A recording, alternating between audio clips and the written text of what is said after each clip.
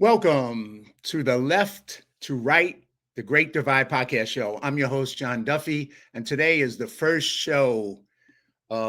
Today is, like I said, the first show. I previously produced over 90 Live Courageously podcast shows, and I'll continue with those shows as I take on this new show with the goal of exploring the great political divide in our country as it has deepened and become harder to communicate across the divide.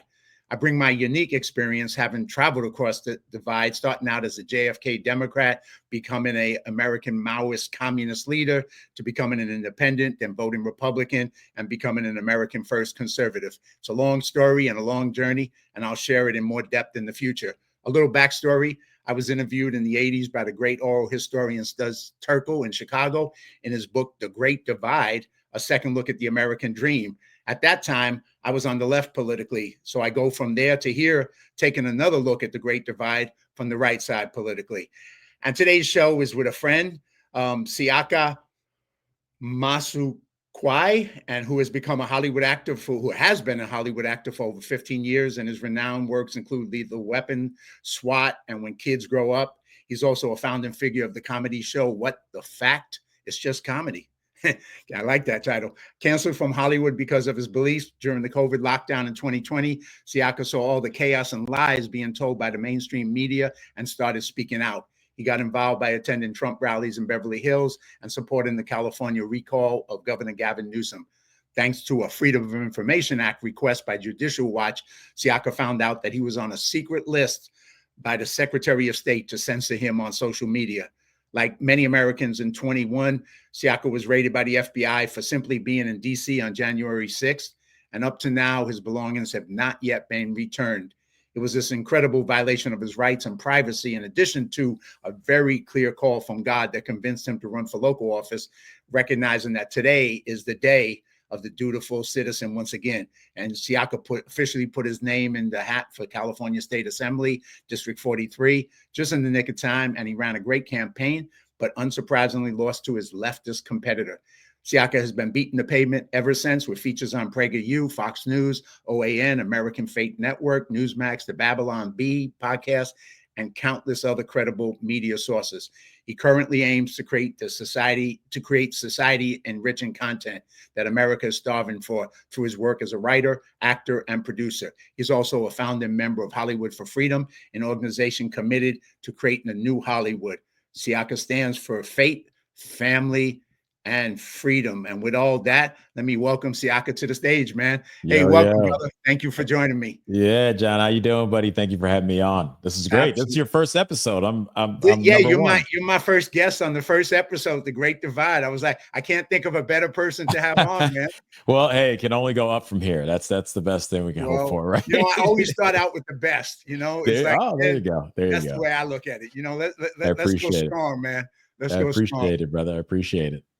So, one of the things I like to always do, and most of the people I've had on my other show as well as this are people I know personally, or I've had the honor of meeting personally. So, how did we meet? If you remember, what's our Yeah. connection? How did we connect? Well, we were actually just talking about this amazing human being, Zena, and she lived in my neighborhood. Actually, I met Zena while doing door knocking for my campaign back in 22. So I meet Zena. Then we're over at America Fest last year in 2024, and it's like, hey, let's all get together. And Zena was like, you have to meet this amazing guy, John Duffy. Does some great work in like the Christian world and films and all that. Producer. He's like, let's meet. So we met up. We hit it off right away. Yep. You're like, wow, I didn't know you were gonna just. We're chatting, we're hanging out, we're getting to know each other, and no, it was cool. It was one of those things. And then we actually had, when we both respectively, because at this point I had moved to Tennessee. When we both got back to each other's states, here in California, I'm in Tennessee, then we had like hours conversations to get to know each other even more. And this is to a certain extent a long time coming that we get a chance to sit down and really chop it up for the masses here. So I'm excited to get that going. And yeah, one day I look forward to actually being on set with you on one of your projects. Oh, that would be great, man. I know you have a bunch of projects too that you sent me, and hopefully we can find something to work on. But Yeah. I think you may remember, but besides being introduced by Zena officially in TPUSA in Yeah. Phoenix, we met briefly for about a moment at a screening of a movie, Nefarious, up at Yes. Pastor Rob McCoy's church. Yes. Yes. And That that was was a quick. very cool night. And you had a lot of people. I went up, introduced myself to you, but I know in those kind of moments it was like, yeah, hey, and then I moved on. But then we had from that we ended up in Arizona and really officially meeting, Well, which was and cool.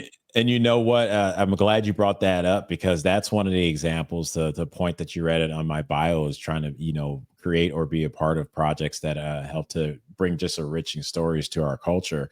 Nefarious is a Steve Dace movie out of the Blaze. It's it is a Christian movie. It's a movie, or I would say a movie done by Christians, where the message and the scriptural accuracy is within that was just so beautiful, but at the same time it didn't come off like that I would say that Hallmark, everything, all the filters are done extra, so everything looks super white and bright, and it's actually really kind of meat and potatoes, which I find in the Bible itself. So I really love that night, and I think that movie excited a lot of us for how Christian led films can look and can feel and connect with people at a deep emotional level. So shout out to Rob McCoy, shout out to Godspeak Church in Thousand Oaks for hosting that show, hosting that screening over there.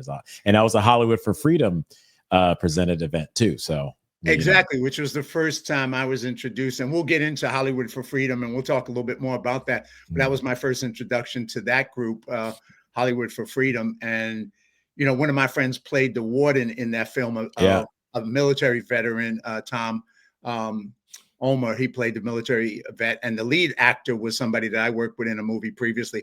And I just thought it was a great movie. And I know they're going to make a TV series now. yes, They're working on with Carrie Solomon, who was the producer of it. So yeah, it was a very cool movie. Great night, great meeting you. And then, as life has it, as God has it, we reconnected in a more official way yeah. to know each other. So that's what brings us today. So, but before I get to, the Great Divide and asking you how you see the Great Divide politically in America today, tell the audience a little bit about your journey personally, from what took you from, beginning of life where you grew up in upstate New York, I believe, and then But to take us on that journey. well, I was born in Rochester to a Liberian mother who was here working. She was going to get her master's degree and stuff like that. And so, born here to Liberian mother, we went back to Liberia for a while until 1983 when the coup happened. Then we able to come back to the States. Moved over to Chicago where I grew up for a few years there. I lived with my dad again back in Rochester for 2 years. But then when I moved back to Chicago with my mom, we moved to a suburb called Evanston, Illinois, where Northwestern University is. A lot of people may or may not know. I know it well. I spent 2 years in Chicago going to school out there. Oh, so yeah, and actually the town that I grew up in, Jeremy Piven, that's where he grew up, and they had the Piven School, the theater school out there, and Oh, really? so yeah, John and Jane Cusack came out of there. We actually had Zach Guilford, who's was on Friday Night Lights, came out there. I came out there, if you want to say, but Evanston was a very artistic town. It was a great place to grow up. It was it hadn't to me it lost its way where it is now. It was still pro-American. We had a 4th of July parade that the football team marched in. I couldn't wait to be a senior to be able to march in that parade. It was a beautiful place to grow up. And then I got a full scholarship to play football at University of Iowa. I went over there, but that's when I would say the enemy, if you will, and all those the deceiving distractions really took hold, really became a stronghold in my life. I became an alcoholic. I fell for the biggest trap that men fall for, which is women. And so between alcohol, women, and then I had access because I played football. It was just too much that was coming my way. And so that even cost me my scholarship at the end of my 4.5 years. But Wow. in that time, I found I found acting, and I found the only thing that I enjoyed doing, preparing for as much as the final result. Because even with football or wrestling or track or school, I hated the process. I was like, ugh, like just get me to the end of the game or end of the day. Let me play the game. I'll figure it out then. and I fell in love with acting. And so I was like, okay, that's what I'm going to do. I'm going to go out to LA and take a shot.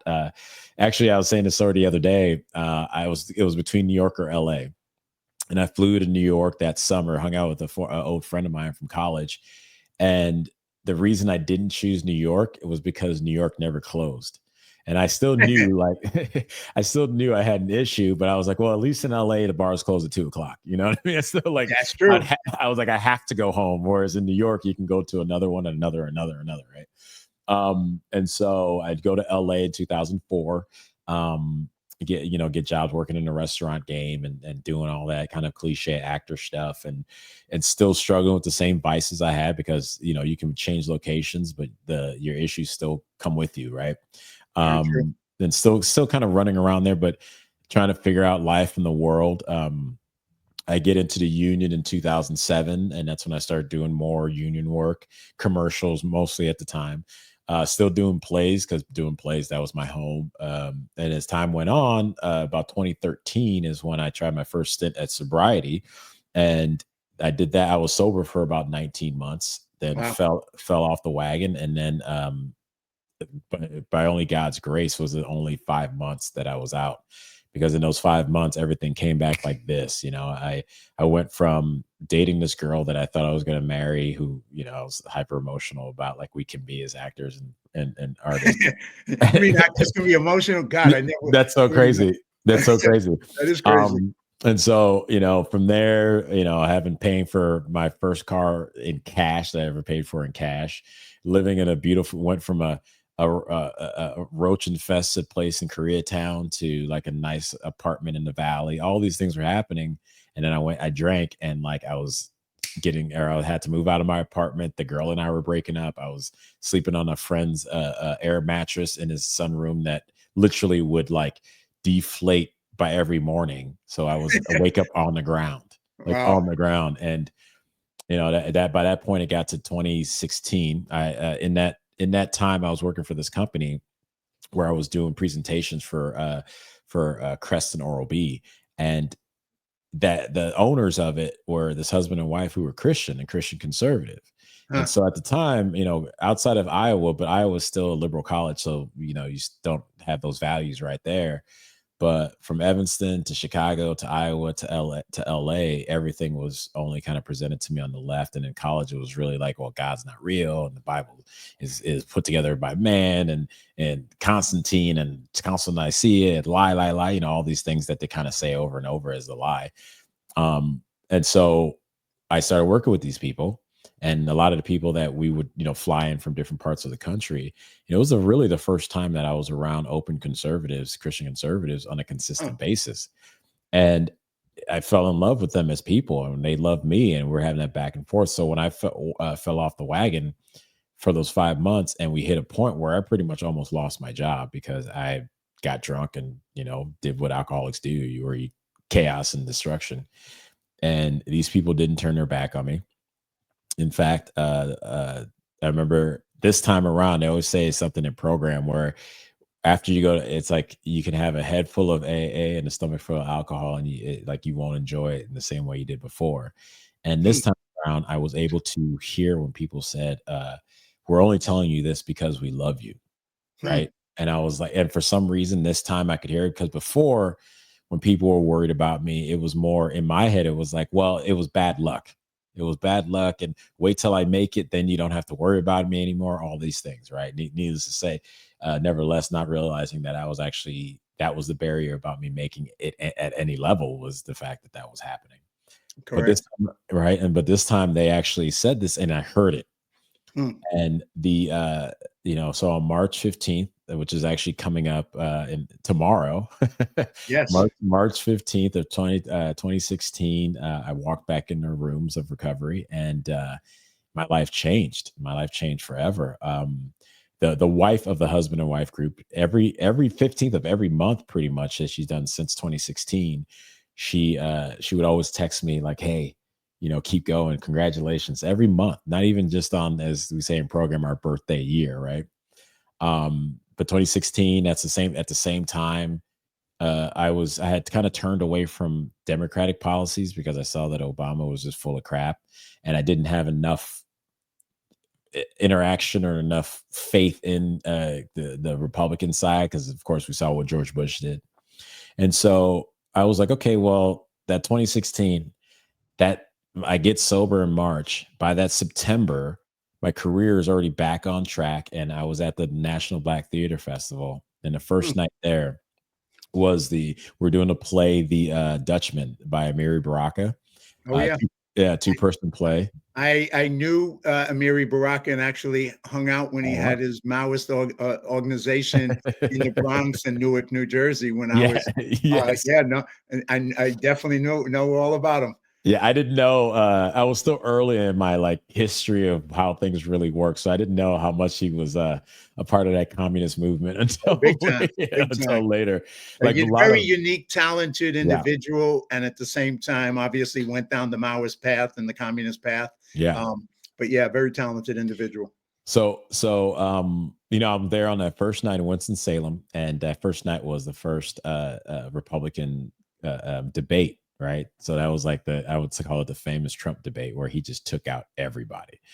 And I Him was versus like what was it, 15, 16 people? something like that, yeah. And a Right. Jeb Bush, Marco Rubio, I forget the other names, but he was just knocking people out. And I'm watching this, and I'm like, oh well, at the very least, this is entertaining. And I was not a Trump fan at all. Like to Sure. me, I didn't like him. I thought he was bombastic. I thought he was like a rich white guy, especially because how I was being taught in school and in the culture. Um, but yet I'm watching this guy, and I'm like, at the very least, somebody's going to shake this stuff up, and that's cool with me. Like, let's see what happens. Huh. And Interesting. he said something. One thing he said where I'm like, I'm going to vote for this guy was they were talking about Medicare, Medicaid, healthcare for all. And, on the argument on the left is like everyone deserves healthcare, and It's a on the right, right, yeah, it's a right, privilege. and on the right usually it's like it's just going to bankrupt us. We can't do it. No real solution, just a no, right? Right. And Trump raises his hand. He goes, I know how we can get past this. He goes, let's put it on the open market and let the market decide. And I was like, uh-oh, they're gonna try to kill this guy. That was back in September of 2016. I knew that he was coming with such a solution for this argument that they couldn't have that. Like we needed, because the argument is it's like the sickness is what the healthcare system wants. They don't want you to be, healthy, right? So they Correct. don't want us to actually come with a solution for this. They want us to be arguing it, and they'll keep the kind of ball rolling. So I get excited about him. I'm sober now. I got my best friend and I were living, close together, and I started meeting some other guys in LA who were of the similar mindset of conservatism, but going deeper than just being like that kind of the conservatism that I understood. It was more the true. If I started learning the true history of our country, I started learning about a lot of it was just the negative of what the other side was really bringing to us, like the death that they were promoting as life, which was, as I'm now looking back, how insane it was. Also, I ended up voting for him, and from 2016 all the way to 2020, in between that, I'm watching people who I worked with on set, who I've known for years in LA, become different people, like lose themselves to this, Nazi or whoever they thought Trump was. And all the while, they could say things to me only because of my skin color. They had no idea that I was a Trump supporter. And even when I would start to talk to people and go, well, give them a different perspective on it, so another way to look, they would disregard it, or they would never once think that I actually supported Trump.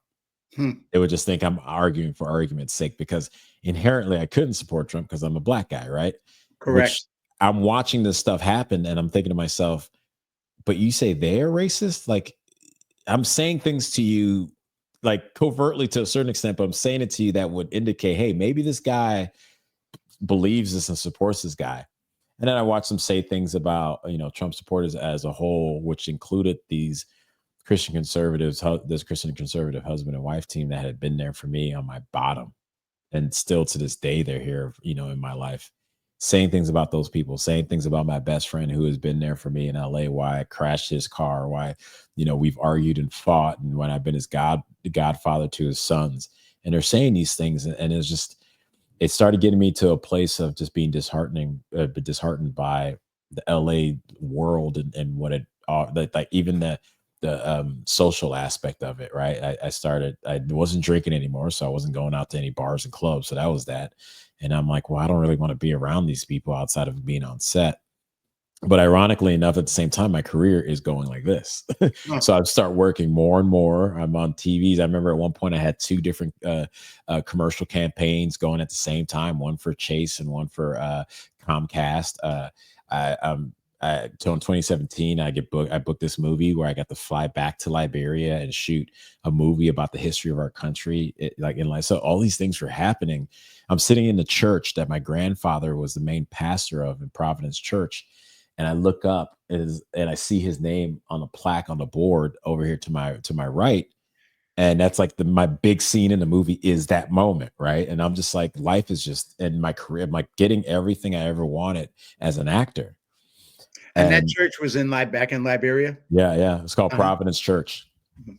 Yeah, Okay. and the movie's called Providence Island. If anyone wants to go look it up, I think it's on Tubi Fascinating. now. Yeah, it's back when I had 6 or 8 pack abs, so not anymore. I'm a dad now, so I only got two. You No, got the dad bod. not completely. I'm working on it. I'm still doing my pull ups, but but yeah, everything was moving in that direction of everything I dreamed of. And by beginning of 2020, and this is according to a friend of mine, he's like, so what are you doing for work now? I was like, I'm just acting, bro. And he's like, yo, you've hit that 1% of all actors in LA, which is to be just a working actor. And I'm like, Absolutely. and my favorite day, just to share a quick acting story, was I had 5 auditions in one day. 2 of them were on tape. I put those on tape. Uh, and the third one was like a new audition, and the last 2 were callbacks. And I'm going through the day, not even thinking about it, prepared. I'm just boom, boom, knocking them out. And by the last one, it was for a scene in it was for NCIS, and so I had to go into Paramount, right? And I go into Paramount, and I'm just like, I got my stuff worked out in my head. I'm off book and everything. And I get in there, and I'm just at this point now in my career, I just really just kind of relax. Like I don't even do anything. And I'm looking around and I see people doing the things that I used to do, right? They would come on and they get their script and they're holding it, and they're just like, and some people walking around pacing, and some people just kind of like still like frozen, like don't move, just wait till your turn. And I'm looking, I'm watching everyone. Wow, I remember I used to be there, but now I have this piece. Like it was such an amazing moment. And I was the last audition to go in that day too. And so I go in, the people are like all like good, bright, and I'm like, okay, yeah, let's do this, do boom, boom, knock it out. And I leave, and it got to a point where like I knew I booked the part, and I'm just like, all right, cool, time to go home. And that I was like, that was that was the pinnacle to me of being an actor, was having all those auditions all day, and in every single audition just feeling comfortable to go out there and do the work that I practice and go show them what I had and be done. Not like, oh, I booked them all, because that wasn't the pinnacle. To me, the pinnacle was running around Los Angeles to all the different spots, and going in there and doing my thing. And yeah, that day was such a special day. So I booked that part. Then 2020 came around, and I actually had a play that was supposed to open on the day they closed. They shut everything down, which was once again March 15th. That's right. That's And right. so, which is, so coming leading up to it, this play I was doing, because I was getting kind of tired of the audition process. I wanted just to do the part. They shut everything down. And early on in the COVID process, I was like, all right, I've been checking out Epoch Times, talking about what's going on in China. And I'm like, but I'm trying to keep people's hopes up, send them awesome videos. And then, 2 to 3 months in, it's like something's off. Something is really off about this thing. And I'm like, if this is so deadly, how come the homeless population keeps growing at the corner of my street? these I'm like, these guys are living out here and they're passed out on the corner drunk, but yet they're fine. But everyone else is scared of what's going on. Like it just didn't add up to me, right? And then of course, then people started they were pushing back about COVID. The election started happening. I get into a argument with my best friend about whether people are doing enough, whether conservatives and Republicans are doing enough to fight what's coming. I said they were. He said he was. I was at the time more of a Tim Pool guy. For him, he was more of an Alex Jones guy. So he's like, the world's coming to an end. And I'm like, no, it's not. It's cool. And so we go out to the first thing we ever did. We went to Long Beach. Next day he comes to me, he goes, let's go to Long Beach for this recall of Newsom. I was like, cool. So we went to Long Beach. We came with like, we had stacks of paper about like Newsom's top 10 greatest hits or, worst hits, depending on how you look at it. And we're handing that out, and we were meeting with the lady who put it together. Yeah. And then we started like the following week, we actually went to the Beverly Hills rally for the first time. And that was when it was like, it was probably maybe 50 people. Right. And then we end up start walking down Rodeo. We walk back up, and people were like kind of laughing at us and pointing, and I just kind of lose it. And I'm like, you guys are sitting here, laughing. I was like, a lot of them were black folks. I was like, we're killing our babies like at this high number. We're doing this at this high number. We're losing, but y'all laughing over here, still supporting the same people. And I'm getting really riled up. But we get back to the park, and I'll never forget this one beautiful lady, mother of 5, Jewish lady that has like a ring on that could pay for both of our lifestyles for like a year, right? And I go up to her, and she's holding the sign that says "Open the schools." And so I have my phone. I'm just like, oh, let me ask her a question. So I go up to her and go, hey, can you tell us why you're here? She was like, well, I'm here to support the school, opening the schools because like my kids will be fine. We have money, we can get tutors. It's for those poor kids, that those black and brown kids the left say they care about, that will be falling behind. And as she's saying this, she's starting to tear up and is starting to cry. And I'm just like, whoa. I'm like, this is next level. So we just keep going to the Beverly Hills rallies. They keep getting bigger and bigger every Saturday. I have a big moment where I end up like talking down a bunch of BLMers. Antifa came and tried to intimidate and fight us at one point. The weekend before the election, we got up to 10,000 people in the park, shutting down streets. We're dancing in the streets. Like I was there. We didn't know each other, but yeah, I was there. Yeah, that's for sure. It became like a every weekend hangout party. Like everyone's big time. People party. started driving in from Sacramento and San Diego every weekend for that thing. And it felt like you knew the world was going to be different. It felt like a mini Woodstock. A little thing. It was weird. It was like it was the 60s, but it was 2020. Yeah, it was weird. Yeah. And it was ultimately once we got past this one moment where Antifa tried to start a bunch of trouble and they got kicked out by the cops. From then on, it felt like a festival. People started setting up food, giving out free hot dogs and popcorn, and people setting up their t-shirt business, and bands playing. It was just so beautiful, bro. Like well, there's so much to unpack with this journey, and I want to kind of take you back and answer a bunch of questions. I mean, you laid out so much, but I want to kind of because there's a little story that I had that kind of fits into the Great Divide part. Because I was there when probably at that day with the Antifa, and there was this young, I guess he got separated from his crowd, young Antifa kid, and he was in his 20s or whatever, and he was kind of surrounded by all the conservative MAGA people and everything. And everybody's like really coming at him hard. And so I grab him and I start talking to him and I pull him aside and I say, I want to talk to you, man. I said, when I was your age, I was you. And I started sharing with him how I was a radical and I was trying to overthrow the US government and I was a communist. And he's like, he's blown away for me telling them the story. And I just start, talking to him and I said, look, I'm not here to tell you what to think or how to think. But I'm telling you, you need to think. You need to start listening to other points of view. I'm going to treat you with respect. You got to learn how to treat other people who disagree with you with respect. And maybe, just maybe, you might change your ideas later as you grow up, or maybe you won't. But if you come at it with it, so we had this incredible conversation. At the end, this young Antifa kid goes, man, I just want to thank you so much for being respectful to me and sharing that and just treating me so well. He said, you just, I was like, I said, I was human. I understand. But that's how we need to talk to each other, disagree or don't disagree. We're both humans and you got a different perspective. But I'm telling you, it's not the only perspective. And you just may be wrong. You just may be way wrong because I was way wrong, And if I can change, well, maybe you'll change. Maybe you won't.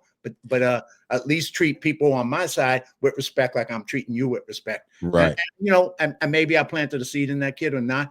But I think that's what how do we cross this great divide between us. Because you share it and you shared your story, the journey you went on, going from dealing with alcohol, but also politically, coming from being not a conservative, parents from Further thing. Liberia, you should not be where you are. I mean, if you just the way the left judges you, how Right. could you be on this side?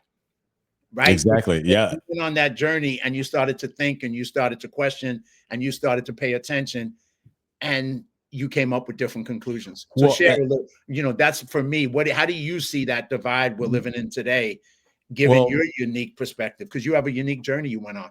Well, one of the biggest things I think about the divide, and I go to what the cult. Remember, I said about what the culture had taught me. When 2020 hit, and they started doing, when people were getting back to life and work and stuff later in the year, they started, like with the masks mandate and all that stuff. And what really got me was, I was going to the rooms of recovery, and but then it began to ostracize those that wouldn't follow those rules.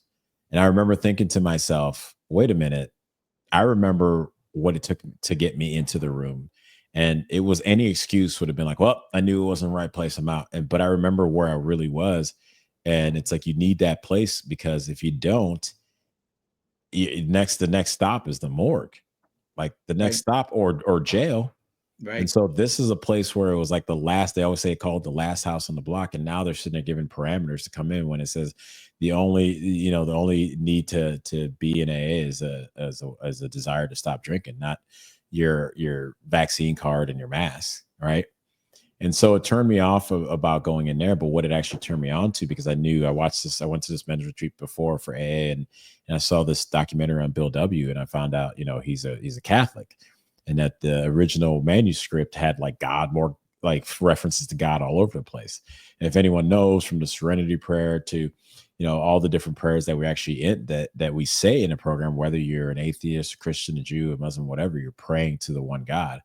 And that's what I started to strive for, or to really want, is to go, where is this truth that saved my life? I know it saved my life, but I see the organization of it is not something that is attractive to me in that way anymore. But I know that this thing saved my life. Where is that? So then I started digging in, and when we were at the Beverly Hills rallies, like a lot of these pastors would be around on fire, man. They were just like going. I'm like, wait a minute, this is Christianity? And so I started digging more and more and getting closer and closer to it. So I think when you get the question of where's the divide, I honestly think it's God's people or godless people, to tell you the truth. And a lot of these godless, just like I was, just like I think that kid you described, it is, a lot of it was we were led astray, not saying it was initially our fault, but then we held on to it because we're holding on to our pride, especially when you're at any age, but especially when you're young and you want to show, I have my own statement. I know what I'm saying is true. So I think the great divide really comes down to the man's pride, and like either you're following God or you're not. Or, and so I think that's where it really lies. And the longer that I've been on this path and on this journey, the clearer that it's starting to come into sight, where it's like, where are we basically off on? Well, I mean, to want to kill babies in the womb, to want to chop up kids because they say they're a different gender, to, right now screaming about funding more wars, to tax people into oblivion. It's like, man, this is, one side is actually just pro death, and but God is life. So to me, that's kind of the biggest divide. And I'm not saying that, some people who are Democrats can't start to shift that thing back. I think it's really hard, because so much of what's been promoted has been anti-life, but wrapped up in like freedom, which is weird. And so I think that's kind of where the big divide is. It's like either you're for God or you're not. And that's why we see this revival happening right now in this country. Well, like you say, the way we've been divided, when people are divided, they don't know each other. And they're kind of set up, by the media, by politics, Yeah. by all these forces to not get to know each other. And Right. and so to give an example, with that couple who were there for you, to the people who live in that particular side of the equation, the left side of the equation, their bubble, they don't know people like that. And Mhm. they have all kinds of beliefs and assumptions about that couple who help you and change your life. And if they got to know them personally, they would know them as great people like you Right. did. And, Right. and they were people who were there for you. And then how do you hate somebody who's great people doing good things, helping change people's lives? Why would you hate them? Yeah. But the only way you can hate them is to not know them. Yeah. And that's the way you're kept aside, and that's, I know you're about to jump, and now I want to jump one more thing, but Yeah. Yeah. I see that excitement. Go ahead, man. You take No, it. it's funny because like now things I've seen is that the left has been projecting everything, and they always would say, "Well, people hate what they don't understand," and that just hit me right now as you said that. I'm like, wait a second, that's what I was taught my entire life growing up in Evanston, Chicago, Iowa, and then LA was like, well, the other side just hates what they don't understand, and now we've gone full circle where it really, I don't even know if it's the full circle, but or that's what's been the message while we were being taught to hate them. And until I was around consistently, I really didn't understand or know them. And I may have been around others, they just weren't vocal about it. So I didn't know that's who they were. So Right. that just hit me as like, whoa, wait a minute. We were taught like, oh, the other side just hates what they don't understand. And I'm like, I Yeah. lived through them not understanding the right. It's like they And hate need the mirror in front of them when they say that, right? exactly, I mean, exactly. I had a great opportunity that kind of taught me that real hard. How do people change beliefs? How do people change what they believe in?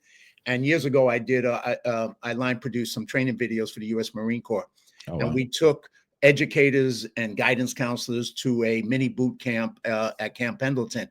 And we interviewed one guidance counselor out of Newark, New Jersey, who, when we interviewed him, he told us, I hate the military. They're baby killers. I would never tell my students to join the military. I mean, he was just so, extreme left on his point of view about the military. But, it was a week to go to, Camp Pendleton and have a vacation from a inner city school. So he goes and he's there and he meets all these young Marines and he sees them graduate.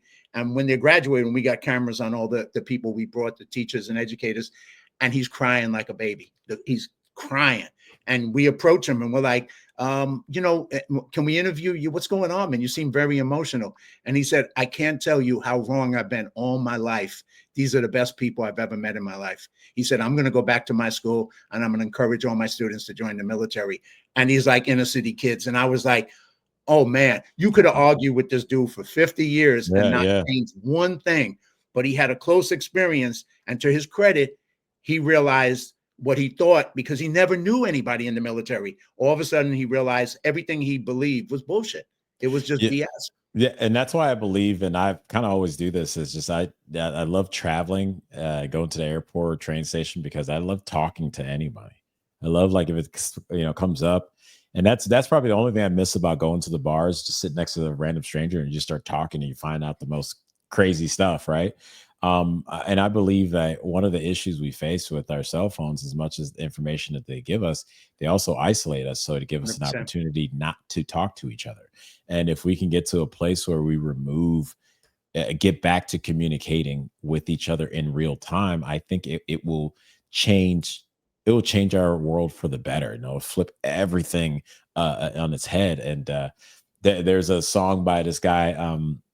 It's called "Butterfly" by oh my goodness, I forget. Why can't I was gonna say James Maccabee, but no, it's why his name escapes me, but his line says, "They want you to stare into the screen and see yourself, blow smoke into your mirror, blow smoke into their mirror till you're mentally unwell."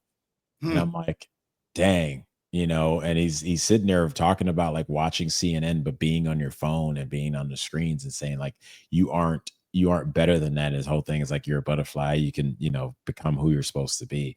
And it's really wild because that's what you saw people start to do is take on this idea, whether it's the idea of the other is what CNN, what MSNBC says about the other, instead of again experience them for themselves. So I mean, that's one of the things that I could say to anyone watching is like, even if you're on the right to the left, go and engage, go and have a conversation if you can, of course, because I mean, it seems like our world is really fractured and it's hard to find people outside your bubble because if you don't live in LA, it's gonna be kind of hard to find a far leftist a lot of times. But Yeah, no, it's like James Arthur. That's his name, James Arthur. Yeah. Ah, So check out James Arthur, Butterfly, everyone. It's a really awesome song. But very cool. But you know, but you're right. It's like, and maybe it's unique for me because I have been on all the sides politically in my life.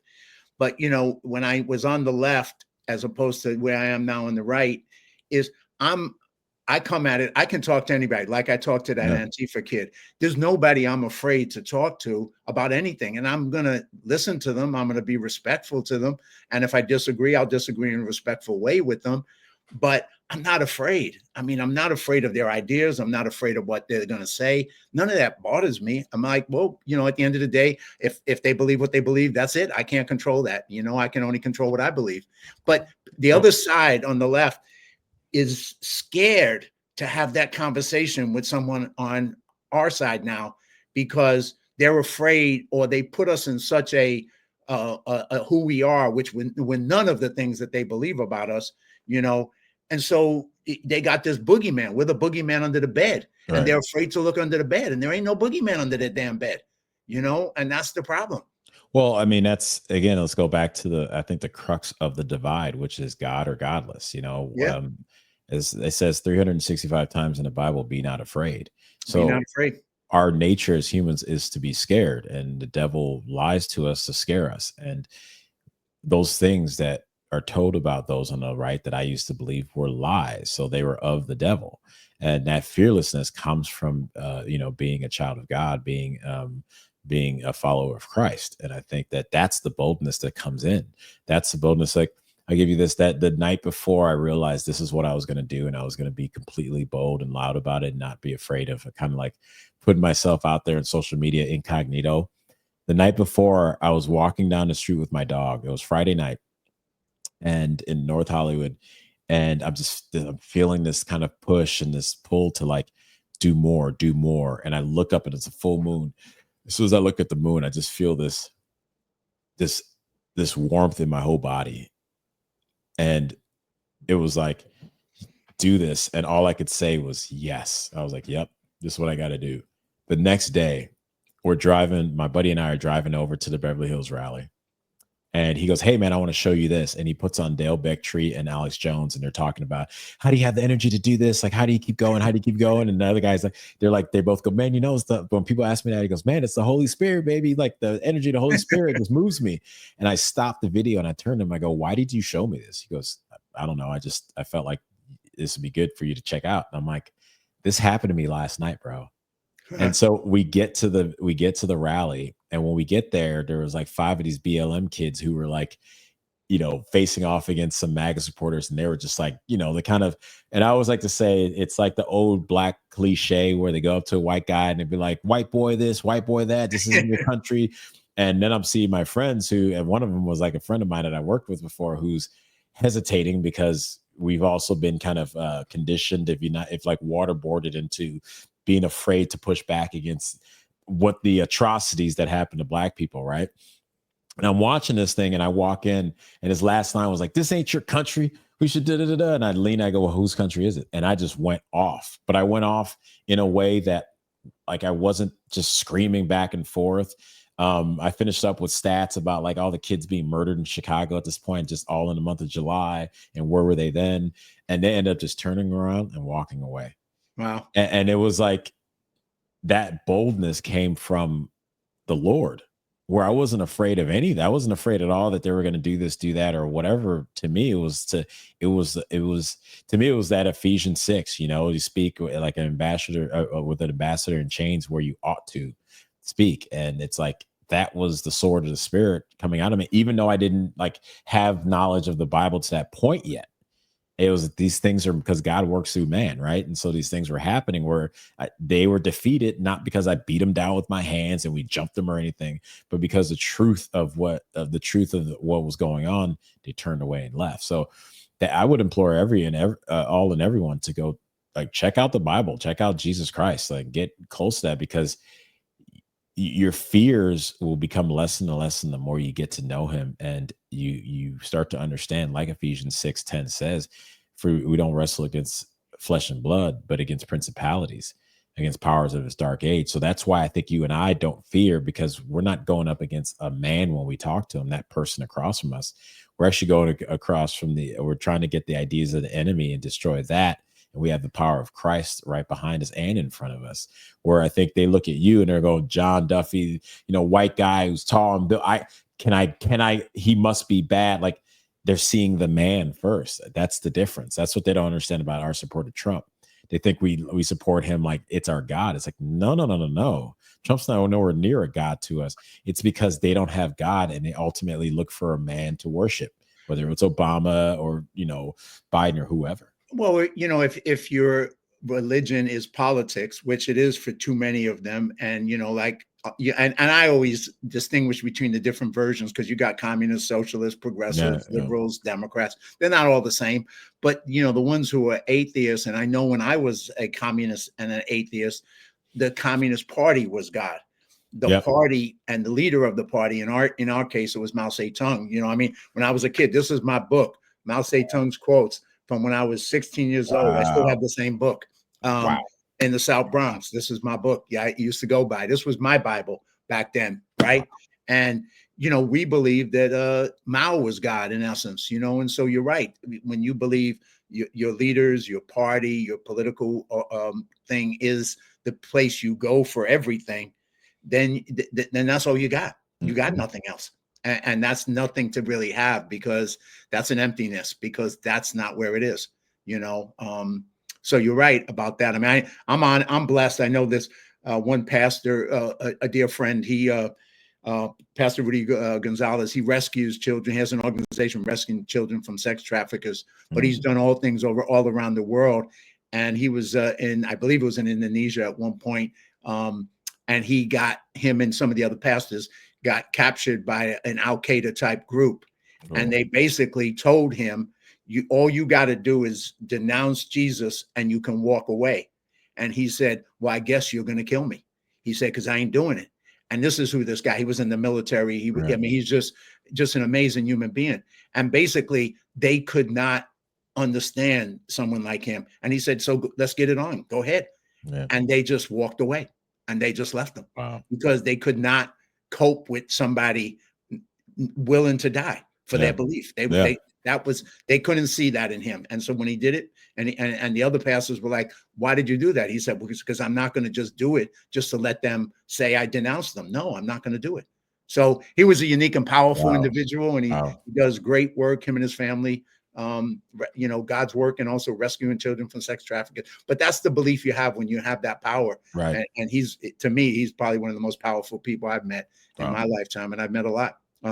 But yeah, we're going to have a hard time getting to the end of this, man, because that's okay. We'll come back. I can always come back. We got so much to talk about, and we can always do a part 2, brother. We're going to have to do a part 2. Yeah. There's no doubt about it, because your story, there's so much to your story, and I'm glad you shared so much of it already. But there's so much I want to take you to. But let's pivot, if you don't mind, for a moment, and let's talk about the industry, Hollywood, what Hollywood is, what we do, because it's a big part of both of our activities in life. That's what we participate in so much. How do you see it? How do you like you said, you wanted to create content for the culture. Share your take on Hollywood, where we are today, the alternatives that are coming about, whatever your take on it. And let's have a little Hollywood discussion for a moment.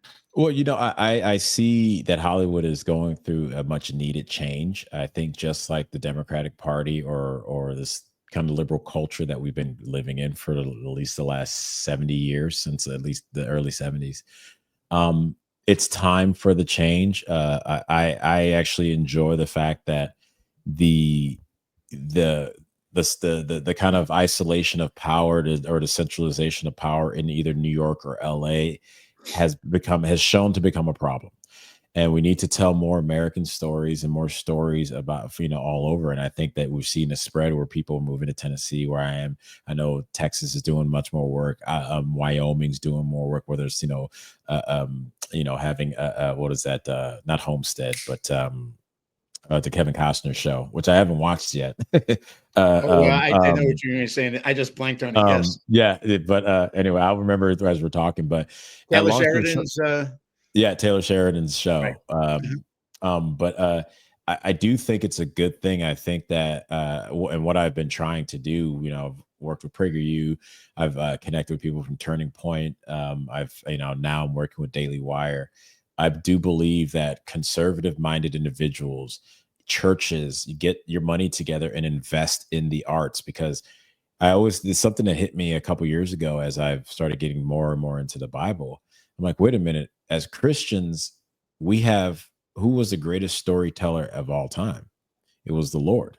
So why are we not using that medium in order to share our message, to get that across? Like, a lot of times they go over just and again, I love what like people like Charlie Kirk have done, or Ben Shapiro, but they're just very statistically oriented.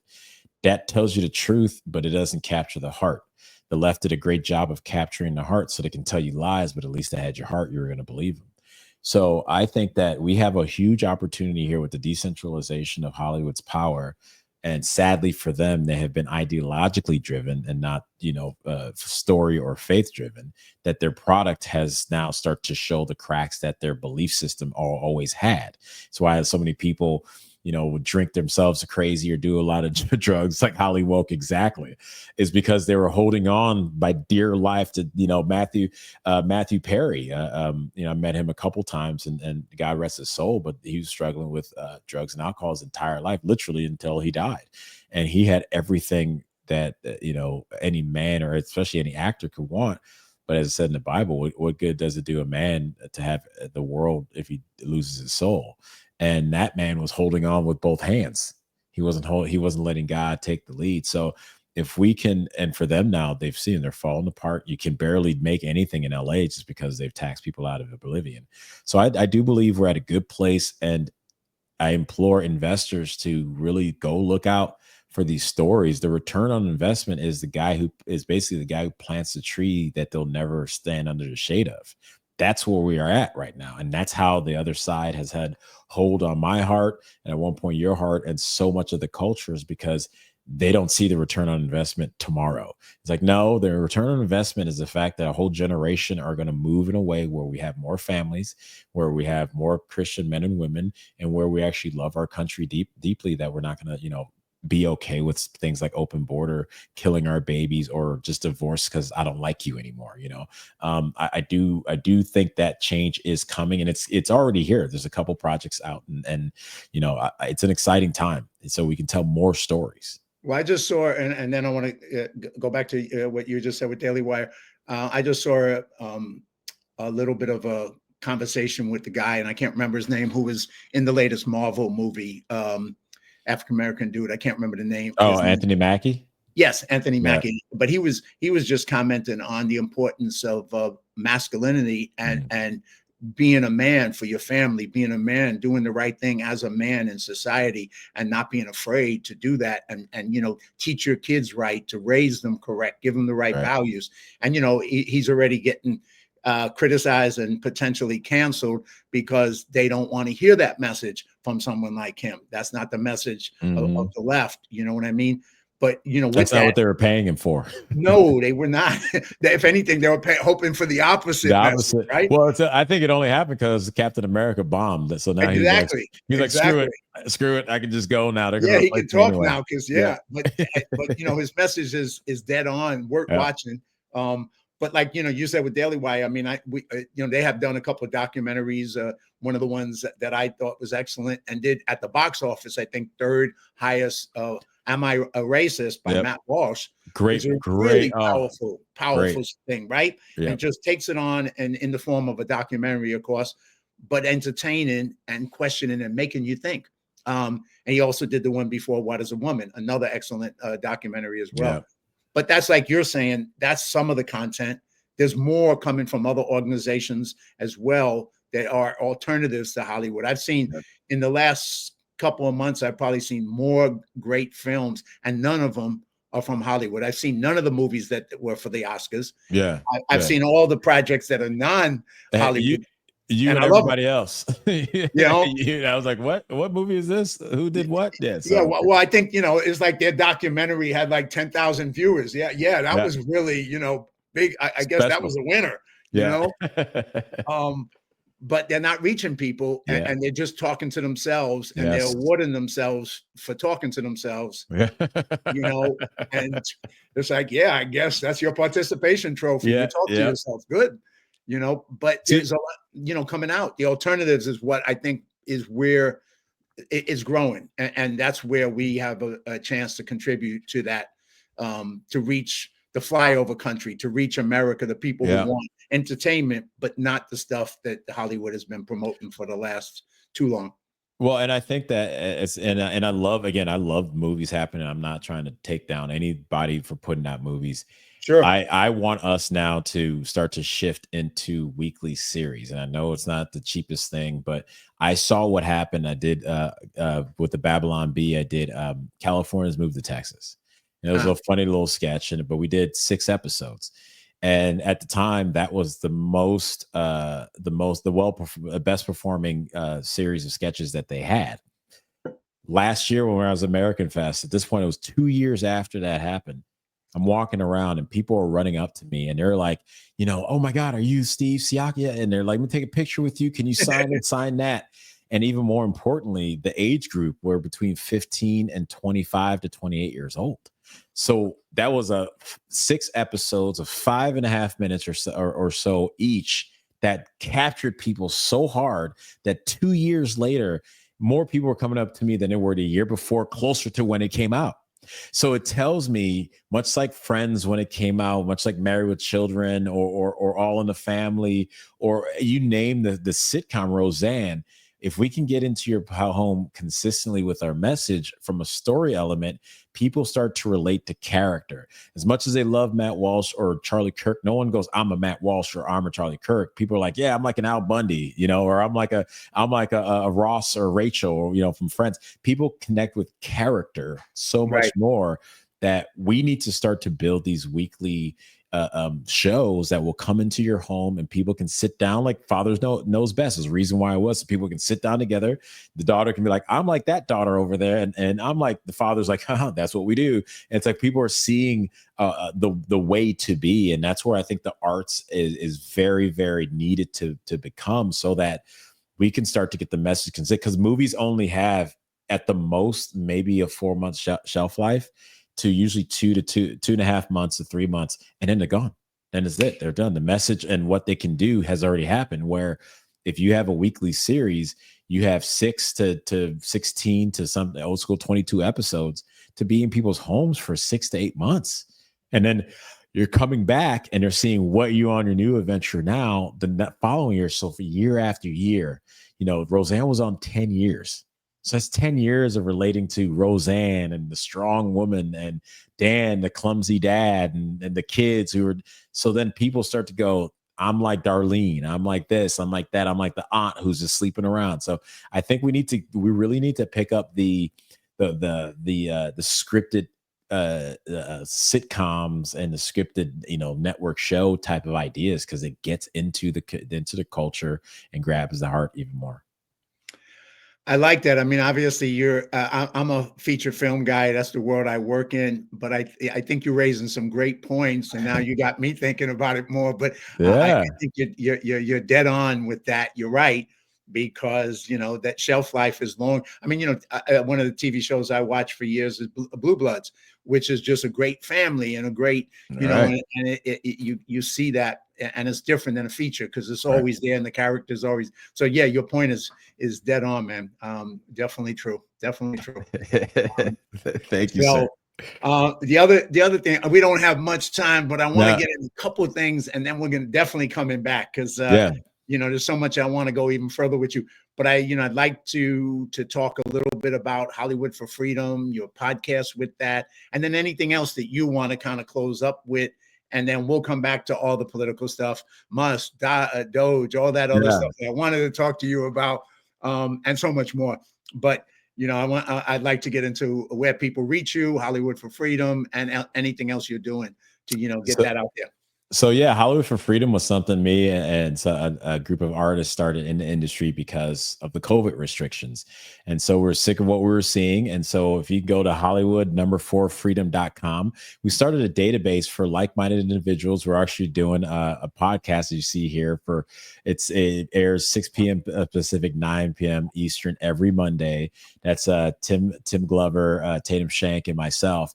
And we were just sick and tired of being told how we're going to do this stuff and how we're going to move. So we also knew that when people were getting pushed to the side, if you're looking to do a TV series, if you're looking to do a movie and you want freedom loving, not everyone's Christian in our group, or like majority of people in our group is Christian, but not everyone in our database Christian is fine, but they are America first and they are American focused, where it's free speech and choice. So if you're looking for a grip, if you're looking for stunts, if you're looking for actor, if you're looking for director, if you're looking for sound, you're looking for band, you're looking for an artist, a painter, we have that list and we wanted to build that up, and we build from Hollywood first because I do believe that maybe outside of New York, but the skill level it is to make the projects that are made in Hollywood is still at a high level. And so now imagine if you get the high level skill set without the wokeness, and you can fly them out to Tennessee to shoot a project, fly them to Wyoming to do a project. So now you take the high level of individuals who have been in the industry 15, 20 years, or even a little less, and you come with that skill, but without all the baggage. That's what we wanted to do at Hollywood for Freedom. So check us out, Hollywood number 4freedom.com. He mentioned that I was doing something on J6. So go check out my fundraiser because legal fees. Go to defendsiaka.com and we can get into that more next time around. Yeah. I was arrested 3 years later for smiling and standing in that doorway for 71 seconds. So but all my charges were Wow, dropped. So wow, what a scary smile you must have, man. can't you tell? You can see it, right? This is why the state of California had to come after me. So there it is. Oh my, yeah, that's a topic we definitely Yeah, and we'll get into that. obviously been pardoned, and so that's but Charges dropped. charges dropped. Yeah, so it was dropped. So I didn't even have to, but they harassed me for 3 years, raided my house. They still have my stuff, and they still have me running through the legal hoops I had to because the punishment was the process. So we're here now, and thank God for Trump, and thank God for God. Yeah, man, unbelievable. Anything you want to close on, and like I said, we'll come back and we'll do definitely do another one, but there's so much inside the film industry. Look forward to working with you on stuff in the future. Yes. And this is I think we at least started the process. This is a good way to start the show off. And Yeah. I got a feeling Thank that you. I'm not going to be doing it monthly. I'm going to have to do a lot more. You already know. Your You already story know. about walking down the street and seeing the moon up there. I think I got the moon just came above me Yeah. right now. You're like, "Oof, that Holy Spirit got you." Well, Yeah. last thing I'll say, guys, is whether you know it or you don't, or you're intimidated by it, get into the Bible, check out the New Testament, what Jesus was talking about, and go out. I'm sure you know somebody around here who a guy like, whether it's John, myself, or whoever else that speaks about Christ, and ask questions. The things that you're feeling, the fear that you have, that weight that you feel on your back, it can be relieved, and you don't have to do it by yourself. So get in the Bible, find out why this country is the greatest country ever, and it's because of our Christian foundation. And yeah, be bold and fearless, and God bless all. Hey, I love it, man. I always say God didn't give me a lot of money, but He blessed me with a lot of great people, and you're one of the great people that He Oh put in my man, life. So, and that's worth a lot more than money, man. that's So, it. And bring back God. Bring back God. right on, He brother. didn't go anywhere. You bring him back in your heart. That's all. He didn't go Right anywhere. on. Hey, thank you so much. Thank you for being the first guest on my show, man. I'm honored and blessed that we had a chance to connect up in Yeah. Phoenix, and I look forward to connecting down in Nashville with you in the future. Yes. And thank you for having me. You got it, man. So until we come back for the second episode of our conversation, which we will, I wish you the best, and thanks again, man. God bless you, brother. You too, brother. God bless. Bye, All right. guys. Take care. Take care. So I hope you enjoyed the show with Siaka, and it inspired you to be courageous and live your passion and pursue your dreams. And, like he said, his ending summed it up all well. So join me every month, or probably sooner now, because like he said, I saw the light above me. So if I decide to take on more shows, you can join me on Sunday at 6 p.m. as we go on this new podcast adventure and conversation from the left to the right, and how to communicate across the great divide. Encourage you to live courageously, make your life a masterpiece, and God bless until we meet next month or sooner.